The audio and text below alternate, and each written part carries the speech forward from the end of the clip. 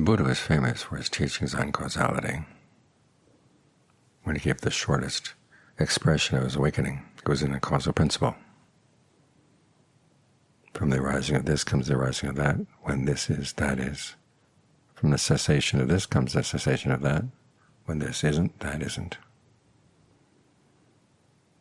But it's also adamant that the past does not totally determine the present. In other words, causes from the past don't force the present moment to be one way or another. There's wiggle room in the present moment. It's not totally conditioned by the past. So the question is, how does the Buddha explain this? He's got his image of the salt crystal. They have this salt crystal of bad karma, and if you put it into a small cup of water, you can't drink the water because it's so salty. In other words, the effect of past bad karma will be strong. But if you put it into a large, clean river, and you can still drink the water because the water is so much more. In that case, the effect of the bad karma is going to be very weak, depending on the state of their mind. As the Buddha said, mind trained in virtue, trained in discernment, trained so it's not easily overcome by pleasure or pain, and trained in the Brahma-viharas so that it's expansive. That's the broad river. That's what you want. Which means your state of mind in the present moment does have an impact on how influences from the past will come. You can see this in that causal principle that the Buddha expressed. If he meant causation to be totally determined by the past, it would have been just one principle. From the rising of this comes the rising of that. From the cessation of this comes the cessation of that. That's causation over time. But there's that other principle. When this is, that is. When this isn't, that isn't. That can be independent. You do something right now, there's an impact right now. You stop doing it right now, things stop right now. That's what allows for there to be sudden awakening, a clear experience of right now. Things open up to the deathless in a moment.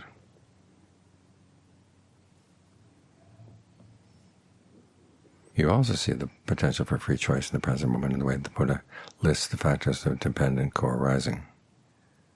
The causal chain does not start with old karma. Remember, old karma is the six senses. What you experience through the six senses, that comes almost halfway through the list. Prior to that, there are a lot of other factors, and these factors can determine how you experience what's coming in from the past and what you do with what's coming in from the past. And given the nature of dependent co-arising with this many feedback loops, often our mind states fall into old patterns, but they don't have to. What are those mind states? This is where you look for freedom. One of them is in fabrication. As the Buddha says, we take the potential for the aggregates, form, feeling, perception, thought constructs, consciousness, and for the sake of those things, we fabricate them. And where do we fabricate them from? Well, raw material from the past. This is one of the reasons why fabrication comes right after ignorance, at the beginning of dependent co-arising. If you're ignorant of the Four Noble Truths, you will fabricate in your old ways. You approach the six senses in a way that can lead to more suffering. But you have the freedom of choice. It's possible to start looking at things in terms of the Four Noble Truths, seeing where there's suffering, what you're doing that causes suffering, what you can do to stop those causes.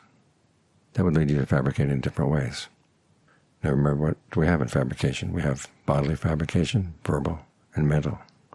Bodily fabrication is the way you breathe, in and out. Verbal fabrication is a directed thought evaluation, the way you talk to yourself. Choose a topic, ask questions about it, make comments about it, evaluate things. That's your inner conversation. And then mental fabrication is perceptions and feelings. Perceptions are the mental labels you apply to things, telling you what they are, what they mean, how important they are. Like with a red light. You know the red is red. You know what it means stop. And you know in this case it's important. Better stop. Feelings are feeling tones of pleasure, pain, neither pleasure nor pain. Well, these are the things you're dealing with as you're meditating. This is probably one of the reasons why the Buddha chose the breath as his primary topic of meditation, to get you sensitive to how you can shape these factors here in the mind that will then determine how you deal with the results of past karma coming up in the six senses. So focus on what you're doing right now. How is your breath right now? Talk to yourself about the breath. Use perceptions that allow the breath to be comfortable throughout the body, to the greatest feeling of well-being throughout the body. That's one of the factors that you can use to cook the present moment, because this is what it's like. You've got the raw material coming in from the past. That's like the food that's in your refrigerator, the food in your garden. And whatever's being offered right now, you've got to fix your meal out of that. And if you're skilled, you can fix a good meal. If you're not skilled, then no matter how good the food may be, no matter how good the ingredients may be, you're still going to fix something bad. Whereas if you're really skilled, you can take even bad ingredients and make something good out of it. Like fish sauce. What it is the juice that comes out of rotten fish, but they can make good food out of it. They know how to use it. So that's one of the factors you can focus on. Another factor is what's called name and form. Form is the way you experience the body in terms of the four elements: warmth, heat, in other words, fire, water, liquid, breath, energy, solidity, earth. Again, that's how you experience the body as you're sitting here with your eyes closed. Then name. Again, you have perception and feeling. Then you have attention and intention, and then contact among all these things. Here again, these are the things you deal with directly as you meditate. You're paying attention to the breath, and your intention is to stay. We work skillfully with this, seeing things in terms of the Four Noble Truths. And whatever comes up in the six senses, you can deal with it skillfully and not have to suffer, or at least minimize the suffering. Whatever past bad karma shows itself in the six senses, it'll still be unpleasant, but the level of pain you feel will depend on the skills you bring as you're sensitive to these processes of fabrication and name and form. So pay a lot of attention here. This makes the difference between how much you're going to suffer based on what past bad karma you have coming into the six senses. It also allows you to go beyond the six senses, because your experience of the six senses depends on these activities. Without these approaches, there'd be no basis for the six senses.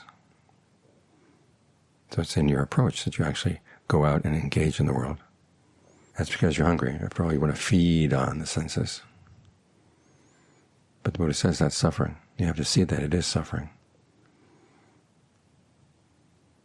He says, actually, we're being chewed on by these things. We don't see it. Like that old image of the chickens from hell. You're raising chickens, hoping to get their eggs. But at night they come and they peck at your eyes and peck at your ears. Or another way you could look at it is that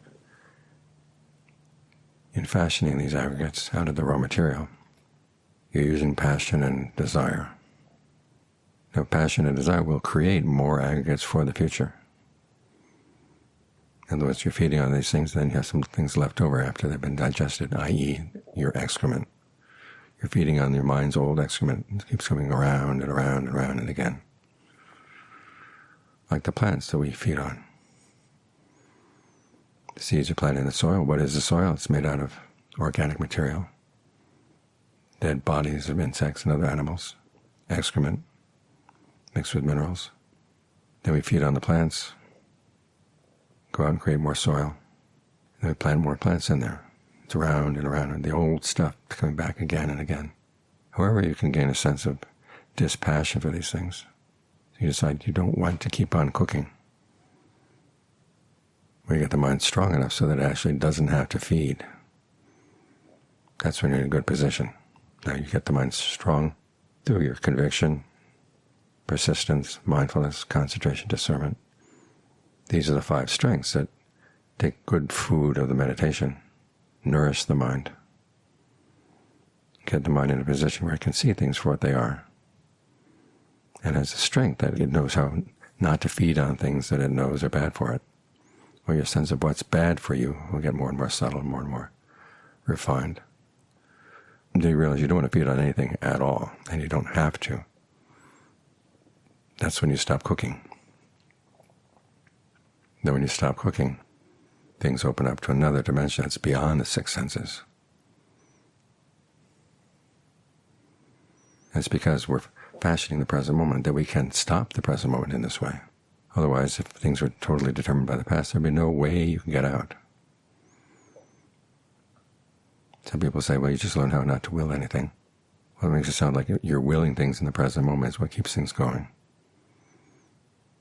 which is true. But then they say that you have no choice. It doesn't make any sense.